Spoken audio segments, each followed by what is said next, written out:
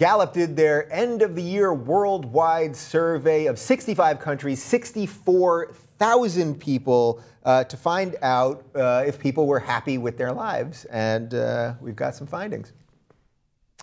Fiji is the happiest country in the world. 93% of people in Fiji said they were happy, while Iraq is the least happy. I guess that's no surprise there. Only 31% of Iraqis are happy. 70% of people worldwide say they are happy with their life, up from 60% last year. I think that's fascinating. Wow. 42% believe that next year will be one of economic prosperity for their country.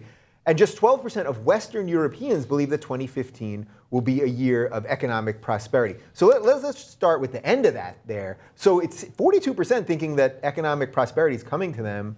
Seems pretty wide-eyed to me. And yet Western Europeans, so we're talking about France and England, Spain, they don't think that. What's going on there?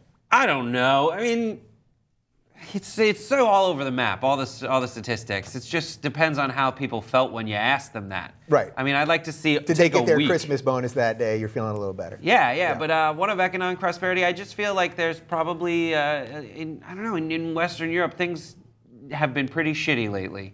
And so I think they're just thinking it'll go through. And then, I don't know, I'd like to see like a map of the world to see where people are the happiest. I like that, like an island nation. It's right, of course, Fiji, we get it. 93%. You're in Fiji. Like, how are you not happy if you're on Fiji? It's beautiful.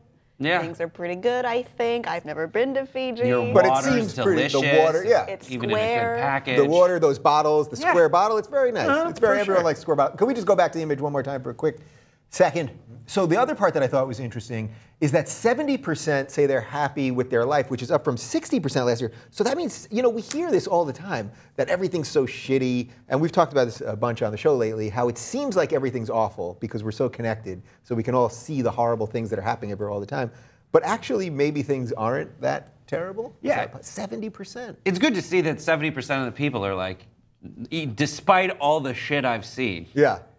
it's going to be okay. Yeah. That's good. I wonder if that seems like you can round, that's encouraging that might be like the default human setting. Yeah. Is like, it'll be better next time. It's the first step to actual prosperity, I think, is having a good attitude and, pushing for more. But at the same time, we also, at least, maybe in the U.S., we have this feeling that, don't get content with anything. Keep pushing for more. Do better. Get more. Get the next thing. But do you think we have a little bit of that Western European thing going on in the United States? There definitely is a sense here, I think, that our best days are kind of behind us, which is also almost like a self-fulfilling prophecy in a way. Like if you start thinking it, I don't think it's actually the case. Things were racist as shit back in the day. Yeah? I mean, it is getting a little bit better, at least socially.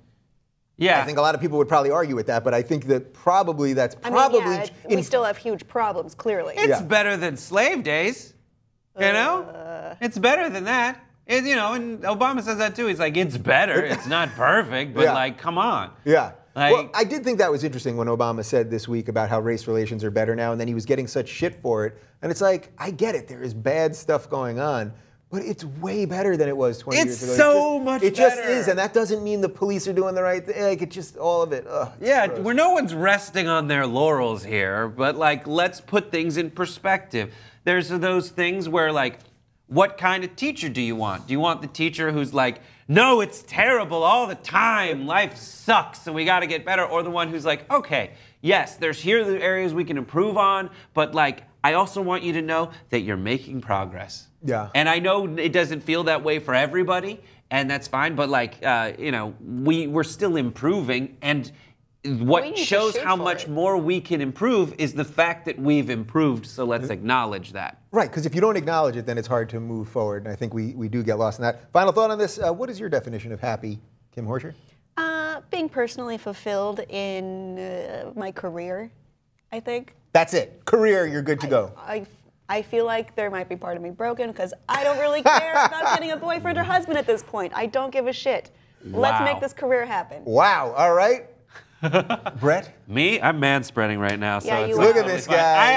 I got to the point where it was so uncomfortable, I had to manspread. He is, if you don't know what manspreading is, we just did a segment on it. Annotation right there. He is sitting with his legs wide open. What makes me happy? It's if you comment and like right down below.